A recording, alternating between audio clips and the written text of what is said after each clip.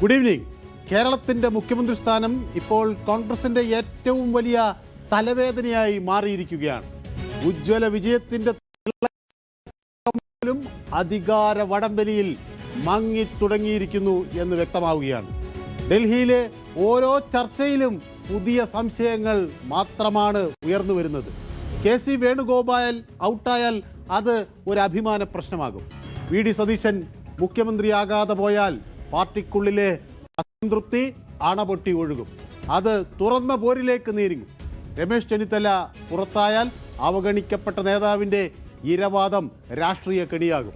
ഒരാളെ തിരഞ്ഞെടുക്കുമ്പോൾ മറ്റ് രണ്ടുപേർ അസ്വസ്ഥരാകുന്ന സങ്കീർണമായ അവസ്ഥ. കോൺഗ്രസ് MLA-മാരുടെ കണക്ക് ഒരു ദിശയിൽ, ജനവികാരം മറ്റൊരു ദിശയിൽ, ഹൈക്കമാൻഡിന് താല്പര്യം വ്യത്യസ്തമായ വഴികളിൽ. ഇപ്പോൾ ഒരു ചോദ്യം, മുഖ്യമന്ത്രി ആരാണ്? അതിനപ്പുറത്തേക്ക് ഈ അധികാര പോരാട്ടം കോൺഗ്രസിനെ പ്രതിസന്ധിയിലാക്കുന്നുണ്ടോ, അതോ അവസാന നിമിഷത്തിൽ എല്ലാവരെയും തൃപ്തിപ്പെടുത്തുന്ന ഒരു രാഷ്ട്രീയ സമവാക്യം രൂപപ്പെടുമോ? കേരള രാഷ്ട്രീയം ഉറ്റുനോക്കുന്ന ഡൽഹിയിൽ നിന്ന് പുറത്തു വരുന്ന ആ ഒരു പേര് എന്താണ്? Welcome to the election channel.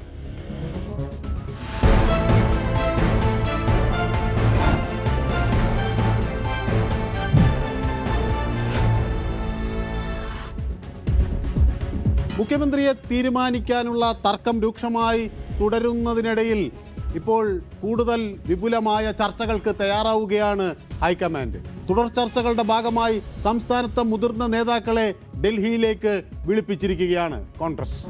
VM Sudheeran, Mullappally Ramachandran, MM Hasan, K Sudhakaran, K Muraleedharan എന്നിവരൊക്കെ ഡൽഹിയിലേക്ക് വരണം എന്നാണ് ഹൈക്കമാൻഡ് ആവശ്യപ്പെട്ടിരിക്കുന്നത്. ഇപ്പോൾ മുതിർന്ന നേതാവ് AK ആന്റണിയാണ് ഇത്തരത്തിൽ ഒരു നിർദ്ദേശം മുന്നോട്ട് വെച്ചത്. മുൻ KPCC പ്രസിഡന്റുമാരെ അല്ലെങ്കിൽ അധ്യക്ഷന്മാരെ കൂടി ഉൾപ്പെടുത്തി വിപുലമായ ഒരു ചർച്ച നടത്താനാണ് നേതൃത്വം തീരുമാനിച്ചിരിക്കുന്നത്. വയനാട് MP ആയ പ്രിയങ്ക ഗാന്ധിയും അതുപോലെ AICC അധ്യക്ഷൻ മല്ലികാർജുൻ ഖർഗെയും രാഹുൽ ഗാന്ധിയുമൊക്കെ ഇത് സംബന്ധിച്ച് ചർച്ചകൾ നടത്തിയെന്നാണ് സൂചന. ഏതായാലും ഹൈക്കമാൻഡിൻ്റെ നിർദ്ദേശത്തെ തുടർന്ന് KPCC മുൻ പ്രസിഡന്റുമാർ ഉൾപ്പെടുന്ന പ്രമുഖ നേതൃസംഘം ഡൽഹിയിലേക്ക് തിരിക്കുകയാണ്. ആരോഗ്യ കാരണങ്ങളാൽ മുല്ലപ്പള്ളി രാമചന്ദ്രൻ ഡൽഹിയിൽ എത്തുന്ന കാര്യത്തിൽ ഉറപ്പില്ല, അദ്ദേഹം പോകാൻ സാധ്യതയില്ല എന്നാണ് വ്യക്തമാക്കുന്നത്. ഏതായാലും അദ്ദേഹത്തിൻ്റെ അഭിപ്രായം ഫോണിലൂടെയെങ്കിലും അറിയാൻ ഹൈക്കമാൻഡ് ശ്രമിക്കും എന്നാണ് മനസ്സിലാകുന്നത്. തെരഞ്ഞെടുപ്പിൽ മത്സരിക്കാത്ത KC വേണുഗോപാലിനെ മുഖ്യമന്ത്രിയാക്കുന്ന കാര്യത്തിൽ ഘടകകക്ഷികളുടെയും അതുപോലെ സംസ്ഥാന നേതാക്കളുടെയും ഒക്കെ അഭിപ്രായം ഹൈക്കമാൻഡ് ആരായുന്നുണ്ട്. അപ്പോൾ അങ്ങനെ വന്നാൽ, തെരഞ്ഞെടുപ്പിൽ മത്സരിക്കാത്ത ആളെ മുഖ്യമന്ത്രിയാക്കേണ്ടി വന്നാൽ അതുണ്ടാക്കുന്ന പ്രതിസന്ധി ഹൈക്കമാൻഡിനെ ഘടകകക്ഷികൾ ബോധ്യപ്പെടുത്തും എന്ന് ഒരു വിഭാഗം കരുതുന്നു. അതേസമയം ഘടകകക്ഷി നേതാക്കളുമായി ഒരു വട്ടം കൂടി കൂടിയാലോചനകൾ നടത്തിയേക്കും. അതിന് അങ്ങനെ ഒരു സാധ്യത കൂടി ഇപ്പോൾ കോൺഗ്രസിൽ ഉരുത്തിരിഞ്ഞു വരുന്നുവെന്ന വിവരങ്ങൾ കൂടി വരികയാണ്. ഏതായാലും സമവായത്തിലെത്തുന്നതിന് മുന്നോടിയായി AICC നിയോഗിച്ച നിരീക്ഷകർ മുഖേനയല്ലാതെ MP-മാരുടെ അഭിപ്രായങ്ങൾ നേരിട്ട് തേടുന്ന കാര്യവും ഒക്കെ ഹൈക്കമാൻഡിൻ്റെ പരിഗണനയിലുണ്ട്. സോണിയാഗാന്ധി, രാഹുൽ ഗാന്ധി, മല്ലികാർജുൻ ഖാർഗെ എന്നിവർ ഒരു കൂടിക്കാഴ്ചകൾ നടത്തിയിരുന്നു. ആ കൂടിക്കാഴ്ചകൾക്ക് ഇനി തുടരും. അതിനുശേഷമാകും കേരളത്തിലെ പുതിയ മുഖ്യമന്ത്രി ആരെന്ന കാര്യത്തിൽ ഔദ്യോഗിക പ്രഖ്യാപനം ഉണ്ടാവുക. ഇതിനിടയിൽ തിരുവഞ്ചൂർ മാധ്യമങ്ങളെ കാണുകയാണ്.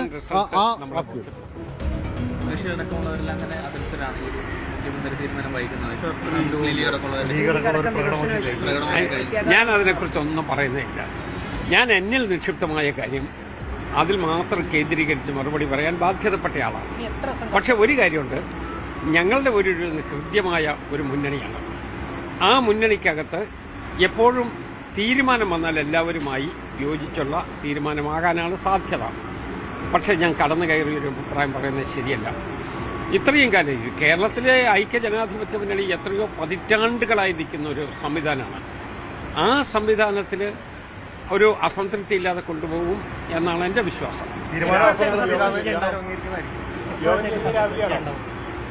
ഞാൻ എൻ്റെ പാർട്ടി പ്രവർത്തകരടക്കം വികാരമടക്കം ശ്രദ്ധപ്പെടുത്തുന്നു. ഇപ്പോൾ നിലവിൽ അല്ല, ഞാൻ അതിനെക്കുറിച്ചൊന്നും അഭിപ്രായം പറയുന്നില്ല. എന്നെ ഡൽഹി വിളിച്ചു, എന്നെപ്പോലെയുള്ള പല നേതാക്കന്മാരെ വിളിച്ചിട്ടുണ്ടാകും. അവിടെ എൻ്റെ അഭിപ്രായം ഞാൻ അവിടെയാണ് പറയേണ്ടത്. അവിടെ എൻ്റെ ഒപ്പീനിയൻ പറയും. ബാക്കിയുള്ള അവിടുത്തെ തീരുമാനം എന്തോ ആ തീരുമാനം അക്ഷരം പ്രതി പാലിക്കുക എന്നുള്ളത് അച്ചടക്കമുള്ളൊരു കോൺഗ്രസ് പ്രവർത്തകൻ എന്നുള്ള നിലയിൽ എൻ്റെ കടമയാണ്. ആ കടമ ഈ മുഖ്യമന്ത്രി തീരുമാനം വൈകുന്ന ഈ പൊതുജനത്തിന്റെ ഒരു പ്രതിഷേധം ശ്രദ്ധിക്കുന്നുണ്ടോ നേതാക്കൾ? ഞാനത് സമൂഹ മാധ്യമങ്ങളടക്കം വലിയ വിമർശനം പത്രം വായിക്കുന്ന ആളുകളാവും, ഇതൊക്കെ ശ്രദ്ധിക്കുന്നുണ്ടാവില്ല. അതൊന്നും ഞാൻ പറഞ്ഞ കാര്യമില്ല. അറിയില്ല, അത് ഡൽഹി വിളിച്ചിട്ടുള്ള നേതൃത്വങ്ങൾ തീരുമാനിക്കേണ്ടത്. നേതൃത്വം അല്ല, നേതൃത്വം വിളിച്ചാൽ ആ നേതൃത്വം വിളിക്കുന്നിടത്ത് ചെല്ലുക എന്നുള്ളതിൻ്റെ ബാധ്യതയല്ലേ. ഞാൻ ആ ബാധ്യത നിറവേറ്റും. അപ്പോൾ ഏതായാലും എല്ലാവരും നേതൃത്വം എന്ത് പറയുന്നോ അത് അനുസരിക്കാം, അവിടെ ചെല്ലാം, അഭിപ്രായങ്ങൾ പറയാമെന്ന നിലപാടിലാണ് കേരളത്തിലെ മുതിർന്ന കോൺഗ്രസ് നേതാക്കൾ എല്ലാം എടുക്കുന്ന ഒരു നിലപാട് അതാണ്. അപ്പോൾ എന്നോടൊപ്പം കിരൺ ബാബു ഇപ്പോൾ ചേരും.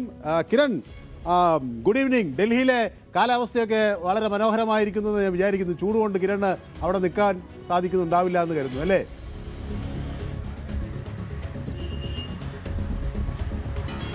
കുഴപ്പമില്ല മനു, ഇതിനേക്കാൾ കൂടിയ ചൂടിൽ ഡൽഹിയിൽ ദീർഘകാലം നിന്നതാണ്. മാധ്യമപ്രവർത്തനം തുടക്കകാലം മുതൽ അങ്ങനെ നിന്നാണ്. അതുകൊണ്ട് തീയിൽ കുരുത്തത് ഈ വെയിലത്ത് വാടില്ല എന്നാണ് പറയുന്നത്. തീയിൽ കുരുത്തത് ഏതായാലും വെയിലത്ത് വാടില്ല എന്ന് ഉറപ്പാണ്. അപ്പൊ കിരൺ ബാബു ആ പറഞ്ഞതാണ് കാര്യം. അതെ, ഏതായാലും കിരൺ ബാബു ആ പറഞ്ഞതാണ് കാര്യം. ഡൽഹിയിൽ ദീർഘകാലം മാധ്യമപ്രവർത്തനം നടത്തിയ കിരൺ ബാബു ഇത്തരം നിരവധി രാഷ്ട്രീയ സാഹചര്യങ്ങൾ അവിടെ കണ്ടിട്ടുണ്ടാകും. ഇത് കോൺഗ്രസിന് മുന്നിൽ ഇത്തരം പ്രതിസന്ധികൾ ഇതാദ്യമായല്ല വരുന്നത്. എല്ലാ ഘട്ടത്തിലും കോൺഗ്രസിൽ ഉണ്ടായിട്ടുള്ളതാണ്. പല ഘട്ടങ്ങളിൽ ഇതിനേക്കാൾ സങ്കീർണമായ സാഹചര്യങ്ങൾ കോൺഗ്രസിൽ ഉണ്ടായിട്ടില്ല. പക്ഷേ ഇവിടെ ആദ്യഘട്ടത്തിൽ KC വേണുഗോപാലിന് വലിയ സാധ്യതയുണ്ട് എന്നെല്ലാവരും കരുതി ഒരു ഘട്ടം വരെ അതങ്ങനെ പോവുകയാണ്. ഇപ്പോഴതിൽ സംശയങ്ങൾ ഉയരുകയാണ് കിരൺ ബാബു. അപ്പോൾ സ്വാഭാവികമായും ഇത് നീളുന്നതിൻ്റെ അർത്ഥം KC വേണുഗോപാലിൽ നിന്ന് മുഖ്യമന്ത്രി സ്ഥാനം അകലുന്നു എന്ന് കരുതുന്നവരുണ്ട്. മറ്റൊരു പ്രധാന കാര്യം, അങ്ങനെയെങ്കിൽ ഇത് ആർക്ക് പോകുമെന്നാണ്. സ്വാഭാവികമായും രമേശ് ചെന്നിത്തല ഒരു വശത്തുണ്ട്. അദ്ദേഹത്തിന് ഉള്ള ക്ലെയിം വർദ്ധിക്കുന്നു എന്ന ചില പ്രതികരണങ്ങളും വേറെ ചില കോണുകളിൽ നിന്നൊക്കെ വരുന്നുണ്ട്. അപ്പോൾ കിരൺ ബാബുവിന് അവിടുത്തെ രാഷ്ട്രീയ നേതൃത്വവുമായി വളരെ സൗഹാർദ്ദപരമായ ഒരു അടുപ്പമുണ്ട്. അപ്പോൾ അവരിൽ നിന്ന് ലഭിക്കുന്ന വിവരങ്ങൾ എന്താണ്? ഇതുവരെയൊക്കെ തികഞ്ഞ ആത്മവിശ്വാസത്തിലാണോ ഈ രമേശ് ചെന്നിത്തലയും VD സതീശനും ഒക്കെ?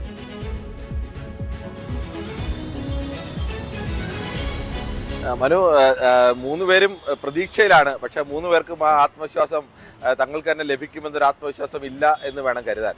അതാണ് ഇപ്പോഴത്തെ ഒരു അവസ്ഥ. കോൺഗ്രസിനെ സംബന്ധിച്ച് ഇപ്പോൾ ഈ ചർച്ചകൾ നീണ്ടുപോകുന്നതിനർത്ഥം നമ്മൾ തുടക്കം മുതൽ തന്നെ പറയുന്നുണ്ട്, അന്ന് യോഗം നടക്കുമ്പോഴും ഇന്ന് യോഗത്തിൽ തീരുമാനമുണ്ടാകാനുള്ള സാധ്യത കുറവാണ്. മറ്റു പലരും ഇപ്പോൾ തീരുമാനമുണ്ടാവും, അല്ലെങ്കിൽ അരമണിക്കൂറിനുള്ളിൽ ഉണ്ടാവും, 6:30 ഉണ്ടാവും എന്നൊക്കെ റിപ്പോർട്ട് ചെയ്യുമ്പോഴും നമ്മളത് ഇല്ല എന്ന് പറയാനുള്ള കാരണം അത് വളരെ ലളിതമാണ്. കാരണം കോൺഗ്രസ് രാജ്യത്ത് ഏറ്റവും കൂടുതൽ മുഖ്യമന്ത്രിമാരെ തീരുമാനിച്ചിട്ടുള്ള പാർട്ടിയാണ് കോൺഗ്രസ്. പ്രത്യേകിച്ച് ദീർഘകാലം കോൺഗ്രസിൻ്റെ അധ്യക്ഷയായിരുന്നത് സോണിയാഗാന്ധി എത്രയോ കാലമായി എത്രയോ മുഖ്യമന്ത്രിമാർ എത്രയോ സംസ്ഥാനങ്ങൾ പലതവണ തീരുമാനിച്ചിട്ടുള്ളതാണ്. ഈ തർക്കങ്ങൾ കോൺഗ്രസിലൊരു പുതുമയൊന്നുമല്ല. ഇതിലും എത്രയോ വലിയ തർക്കങ്ങൾ ഉണ്ടായിട്ടുണ്ട്. കോൺഗ്രസിന് നേട്ടമുണ്ടായിട്ടുണ്ട്, കോട്ടമുണ്ടായിട്ടുണ്ട്. കോട്ടത്തിൻ്റെ കഥയൊക്കെ പറഞ്ഞാൽ യഥാർത്ഥത്തിൽ ആന്ധ്രാപ്രദേശ് എന്ന് പറയുന്ന ഒന്നാം UPA സർക്കാരിൽ 29 MPമാരെ നൽകുമെന്ന് പറഞ്ഞ് 29 പേരെ കൊടുത്ത YS രാജശേഖർ റെഡ്ഡി, രണ്ടാം UPA സർക്കാരിനെ പിടിച്ചു നിർത്തിയ YS രാജശേഖർ റെഡ്ഡി ഏറ്റവും കൂടുതൽ MPമാരെ നൽകിയത് ആന്ധ്രാപ്രദേശിൽ നിന്നായിരുന്നു. അദ്ദേഹത്തിൻ്റെ മരണശേഷം അദ്ദേഹത്തിൻ്റെ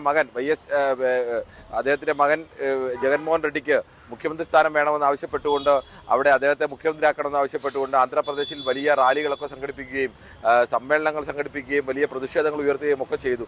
പക്ഷേ അത്തരമൊരു ഘട്ടത്തിൽ ഈ റാലികൾ നടത്തിയും പ്രതിഷേധം നടത്തിയും ഹൈക്കമാൻഡിൻ്റെ സമ്മർദ്ദത്തിലാക്കി തീരുമാനമെടുക്കാം എന്നുള്ള നീക്കത്തിലേക്ക് പോയപ്പോൾ ജഗൻമോഹൻ റെഡ്ഡിയും YS രാജശേഖർ റെഡ്ഡിയുടെ ഭാര്യയും രണ്ടുപേരും ആ കുടുംബവുമായി അത്രയേറെ ആഴത്തിൽ ബന്ധമുള്ളതാണ് സോണിയാഗാന്ധിക്കും ആ കുടുംബത്തിനും.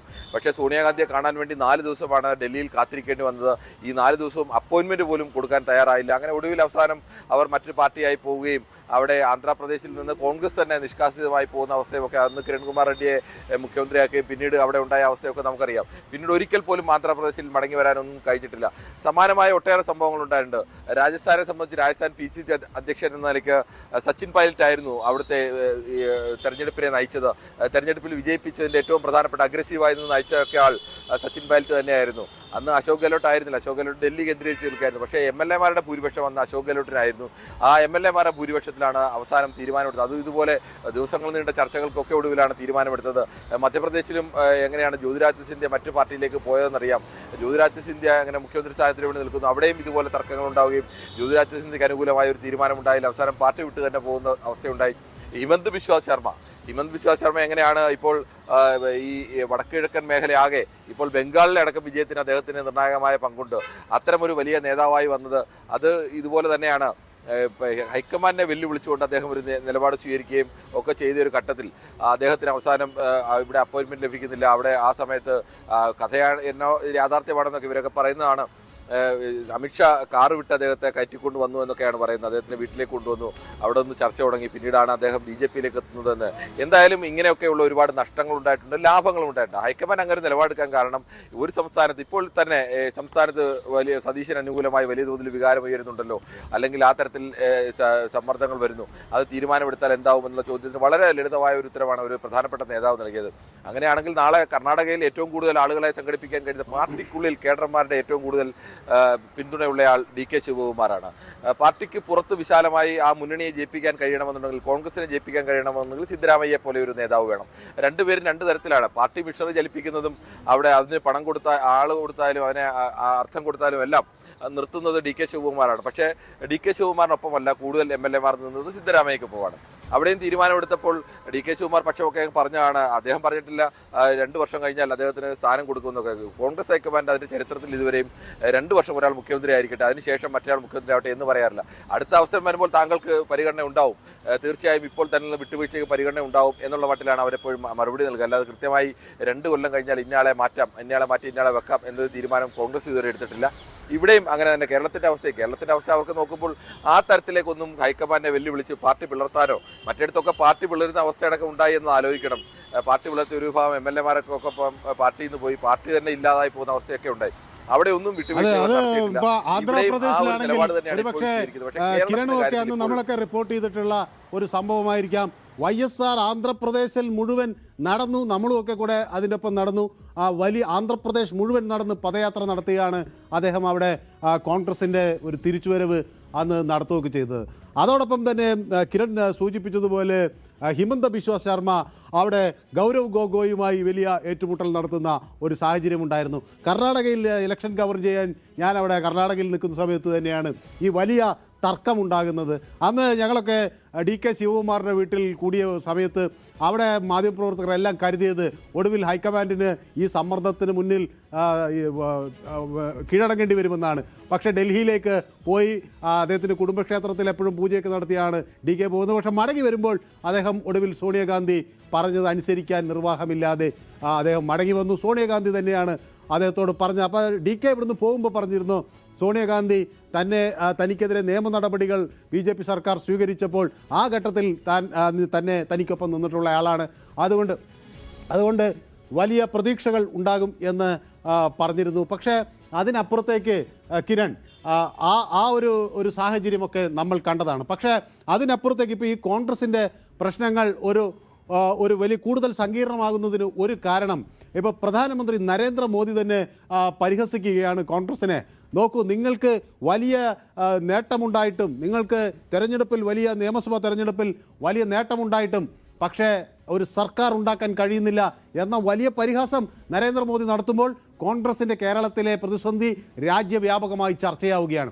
അത് ഒരുപക്ഷെ കോൺഗ്രസിനെ പ്രതിസന്ധിയിലാക്കില്ലേ? ഇങ്ങനെ വൻ ഭൂരിപക്ഷത്തിൽ ജയിച്ചെടുത്ത് കോൺഗ്രസിന് പിടിച്ചു നിൽക്കാൻ കഴിയുന്നില്ല. അതേസമയം TVK പോലെ ഭൂരിപക്ഷം ഇല്ലാത്ത ആളുകൾ സർക്കാർ ഉണ്ടാക്കുന്നു, അവർ വിജയിക്കുന്നു. അതിനപ്പുറത്തേക്ക് കോൺഗ്രസിനത് കഴിയുന്നില്ല. ഇത് കോൺഗ്രസിനെ ഒരു സംഘടനാ ദൗർബല്യം എന്ന നിലയിൽ ഒരു ദേശവ്യാപക ശ്രദ്ധ ഉയർത്താൻ പ്രധാനമന്ത്രിയുടെ പ്രസ്താവനയ്ക്ക് കഴിഞ്ഞിട്ടില്ലേ? അത് കോൺഗ്രസ് ഗൗരവത്തിലെടുക്കുന്നുണ്ടോ?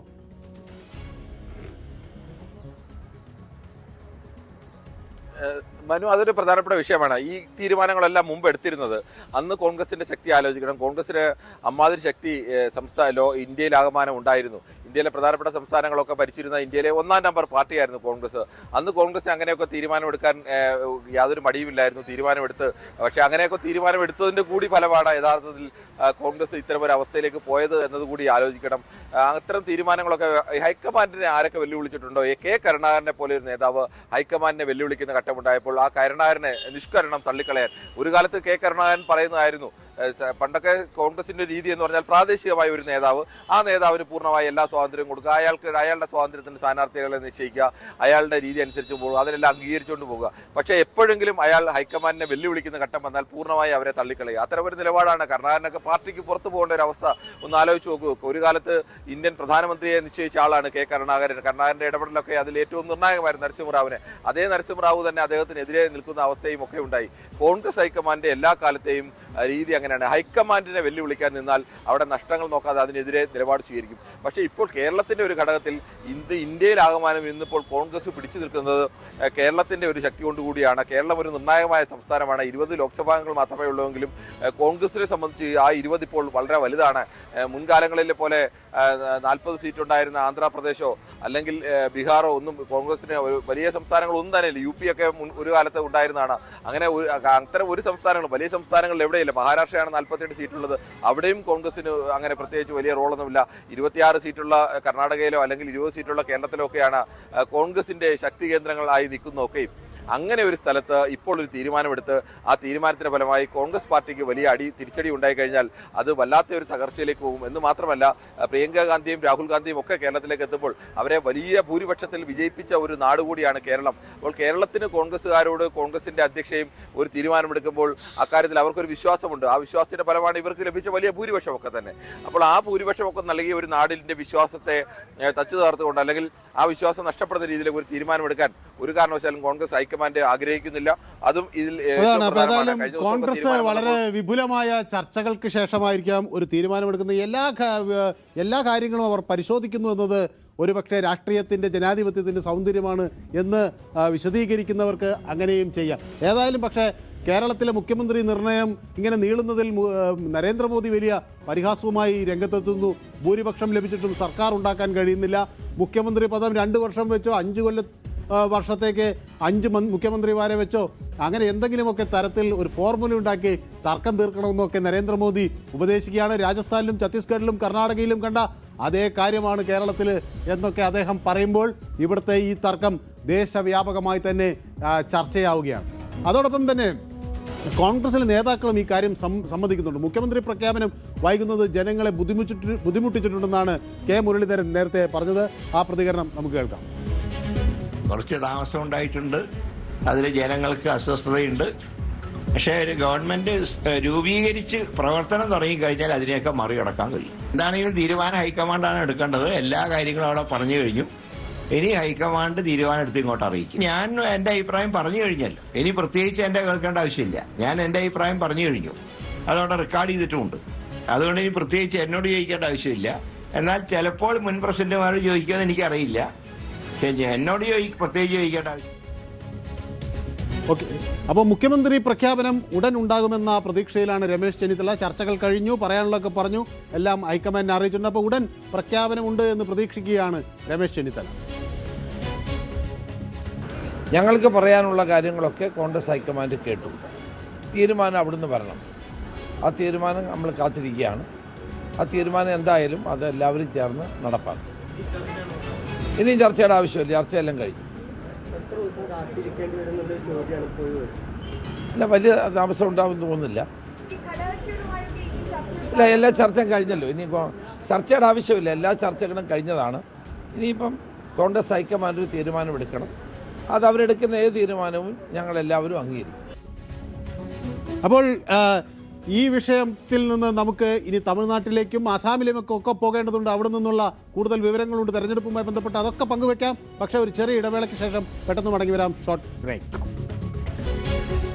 അപ്പോൾ ഇന്ന് തമിഴ്നാടിൻ്റെ 17ാമത്തെ നിയമസഭ അതിൻ്റെ പ്രവർത്തനം തുടങ്ങി. പ്രോ ടേം സ്പീക്കറായി MV കറുപ്പയ്യ ഇന്ന് അവിടെ നടപടിക്രമങ്ങൾ നടത്തി.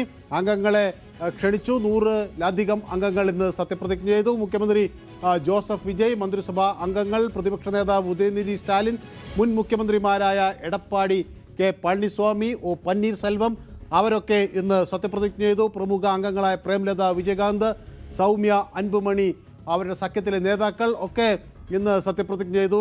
നമുക്കറിയാം MV കറുപ്പയ്യ TVKയുടെ MLA ആണ്. അദ്ദേഹം നേരത്തെ ADMK MLA ആയിരുന്നു. ഷോളവണ്ടൻ മണ്ഡലത്തിൽ നിന്നാണ് ജയിച്ചത്. അവിടെ സിറ്റിംഗ് MLA A വെങ്കടേശനെയാണ് അദ്ദേഹം പരാജയപ്പെടുത്തിയത്. അങ്ങനെ ADMKയുടെ മുൻ MLA ഇപ്പോൾ TVKയുടെ MLA ആയി പ്രോട്ടം സ്പീക്കറായി നടപടിക്രമങ്ങൾക്ക് തുടക്കം കുറിച്ചിരിക്കുന്നത്. അങ്ങനെ തമിഴ്നാട് എല്ലാ അർത്ഥത്തിലും ഒരു ചരിത്രം രചിക്കുകയാണ്. തമിഴ്നാട് മുഖ്യമന്ത്രിയായി സത്യപ്രതിജ്ഞ ചെയ്ത് അധികാരത്തിലേറ്റതിന് പിന്നാലെ വിജയ് സ്റ്റാലിനെ സന്ദർശിച്ചിരുന്നു. ജോസഫ് വിജയ് സ്റ്റാലിൻ്റെ ഭരണത്തെ സംബന്ധിച്ചും ഭരണപരമായും രാഷ്ട്രീയപരമായും ഒക്കെ ഉള്ള അഭിപ്രായങ്ങൾ ആരായുന്നതിനെയും അദ്ദേഹത്തെ മുൻ മുഖ്യമന്ത്രി AK സ്റ്റാലിനെ കണ്ടു. അദ്ദേഹത്തിൻ്റെ വസതിയിൽ പോയി ആദ്യ നിയമസഭാ സമ്മേളനത്തിന് ശേഷം മുതിർന്ന നേതാക്കളെ കാണുക എന്നത് അവിടുത്തെ ഒരു കീഴ്വഴക്കമാണ്. ആ കീഴ്വഴക്കത്തിൻ്റെ ഭാഗമായിരുന്നു ഈ സന്ദർശനം. അപ്പോഴവിടെ ഒരു സൗഹൃദ രാഷ്ട്രീയ അന്തരീക്ഷം തെരഞ്ഞെടുപ്പിന് ശേഷം വരുന്നു എന്നതാണ് വ്യക്തമാകുന്നത്. ഏതായാലും വിജയുടെ സത്യപ്രതിജ്ഞ തൊട്ട് തന്നെ വിവാദങ്ങൾ തുടങ്ങുകയാണ്. കഴിഞ്ഞ ദിവസം അവിടെ വന്ദേമാതരം ആലപിച്ചതിനെ ചൊല്ലിയുള്ള ചില തർക്കങ്ങൾ ഉണ്ടായിരുന്നു. അത് തമിഴ് വാഴ്ത്ത് അവിടെ ആവശ്യമായ പരിഗണന തമിഴ് തായ് വാഴ്ത്തിന് നൽകിയില്ല എന്ന ഒരു പ്രതികരണം അവിടുന്ന് വന്നു. ഇപ്പോഴിതാ വിജയുടെ സത്യപ്രതിജ്ഞ ചടങ്ങിന് ശേഷം തൃഷ കൃഷ്ണൻ വീണ്ടും ശ്രദ്ധാകേന്ദ്രമാവുകയാണ്. അവരുടെ ആദ്യത്തെ പോസ്റ്റ് ഇന്ന് പുറത്തു വന്നിരിക്കുന്നു. അത് വൈറലാവുകയാണ്. അത് അവരുടെ ഇൻസ്റ്റാഗ്രാം ഹാൻഡിലാണ് ചിത്രങ്ങൾക്കൊപ്പം തൃഷ തൻ്റെ പോസ്റ്റ് പങ്കുവച്ചത്. സ്നേഹം എപ്പോഴും ഉച്ചത്തിലാണ് എന്ന് അവർ പറയുന്നു. ലവ് ഈസ് ലൗഡർ എന്ന് പറയുന്നു. തൻ്റെ പ്രിയപ്പെട്ട ആളുകൾക്കെല്ലാം നന്ദി എന്നവർ പോസ്റ്റിൽ വ്യക്തമാക്കുന്നപ്പോൾ ലവ് ഈസ് ലൗഡർ എന്നവർ പറയുമ്പോൾ വിജയോടുള്ള തൻ്റെ പ്രണയബന്ധം തുറന്നു പറയുകയാണ് തൃഷ എന്നത് ആകുമ്പോൾ തന്നെ ആ പോസ്റ്റ് വൈറലാവുകയാണ്. ഇന്നലെ ചെന്നൈയിലെ ജവഹർലാൽ നെഹ്റു ഇൻഡോർ സ്റ്റേഡിയത്തിൽ നടന്ന തമിഴ്നാട് മുഖ്യമന്ത്രിയുടെ ഔദ്യോഗികമായ സത്യപ്രതിജ്ഞാ ചടങ്ങിൽ തൃഷ എത്തിയിരുന്നു. അവിടെയും വാർത്തകളിൽ ശ്രദ്ധാകേന്ദ്രം തൃഷ ആയിരുന്നു എന്ന കാര്യത്തിൽ സംശയമില്ല.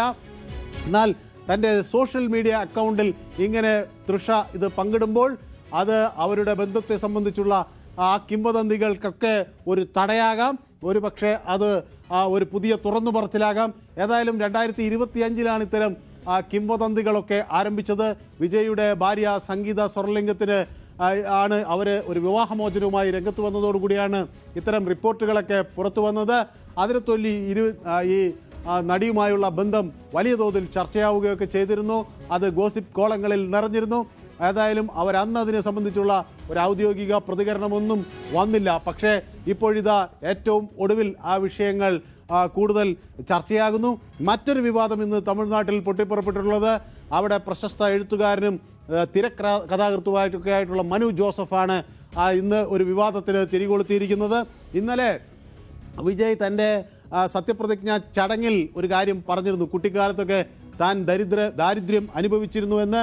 അപ്പോൾ കുട്ടിക്കാലത്ത് അങ്ങനെ ഒരു ദാരിദ്ര്യവും വിജയ് അനുഭവിച്ചിരുന്നില്ല എന്നാണ് ഇപ്പോൾ ഈ എഴുത്തുകാരൻ്റെ പ്രതികരണം. വിജയുടെ കപടതയാണ് ആ കഴിഞ്ഞ ദിവസം അങ്ങനെ പറയാൻ അദ്ദേഹത്തെ പ്രേരിപ്പിച്ചത് എന്ന് ഇവിടെ വ്യക്തമാക്കുന്നു. അതോടൊപ്പം തന്നെ എക്സ് ഹാൻഡിലാണ് ഇത്തരമൊരു പ്രതികരണം വന്നത്. ചെന്നൈയിലെ ലയളോ സ്കൂളിൽ 3ാം ക്ലാസ്സിൽ തൻ്റെ ബാച്ച്മേറ്റ് ആയിരുന്നു വിജയ് എന്ന് മനു പറയുന്നു.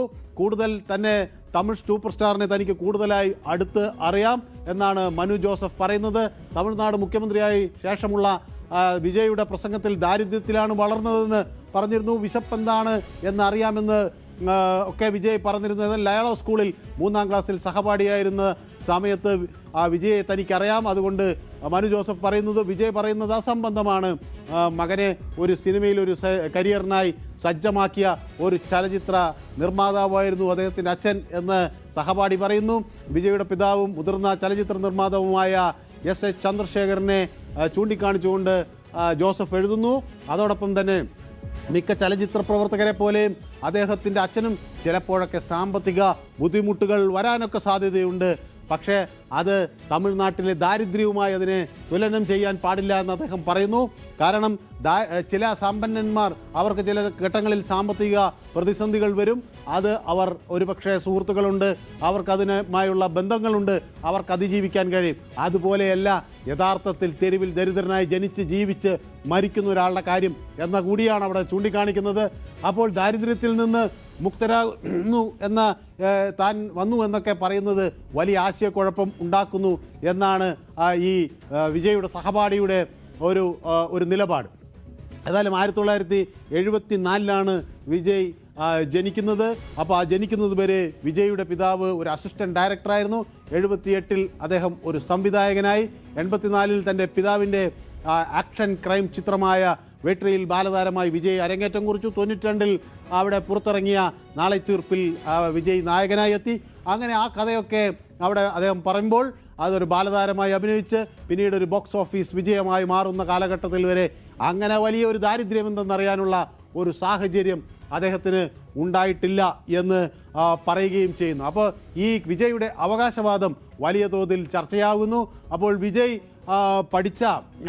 പഠിച്ച കാലത്തുള്ള അദ്ദേഹത്തിൻ്റെ സഹപ്രവർത്തകനാണ് ഇത്തരത്തിൽ ഒരു അഭിപ്രായമായി വരുന്നത്. അപ്പോൾ ഒരു വശത്ത് സുഹൃത്തെന്ന നിലയിൽ തൃഷയുടെ പോസ്റ്റ് ചർച്ചയാകുമ്പോൾ മറുവശത്ത് തൻ്റെ സഹപാഠിയുടെ പോസ്റ്റും ചർച്ചയാവുകയാണ്. വിജയ് പറഞ്ഞത് താൻ രാജപരമ്പരയിൽ നിന്ന് വന്നയാളൊന്നുമല്ല, തനിക്ക് ജനങ്ങളുടെ ബുദ്ധിമുട്ട് അറിയാമെന്ന്.